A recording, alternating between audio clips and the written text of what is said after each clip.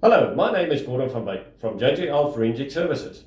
I hope that you managed to read our recent article entitled, Is Fraud the Coronavirus of the Business World?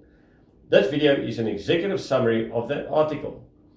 Coronavirus is an enemy hiding in plain sight. We can't see it, but it is there, slowly creating damage and destruction, threatening our lives and livelihoods. The more we try to stop it, the more it seems to find new ways to survive.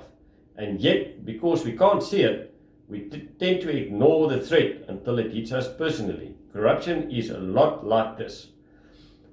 We know it's there. Companies know there is always the potential for fraud and financial misconduct within their ranks, and yet they choose to ignore the threat.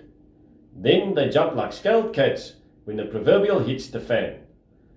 This is the problem with an "it won't happen to me" attitude.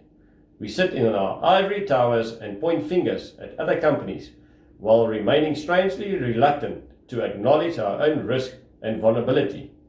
And yet we react with shock and horror when suddenly we fall victim to the effects of fraud and corruption. Mary Breslin, president and founder of Versi, recently wrote that we simply don't notice fraud until it's pointed out to us, after which we can't unsee it. She says, we spend a lot of time and effort looking for concealment efforts, but what about the fraud that aren't actually concealed? The ones that hide, virus style, in plain sight. Now, more than ever, we have to be vigilant in weeding out corruption in our organizations. We can't afford to wait for a cough to become an epidemic.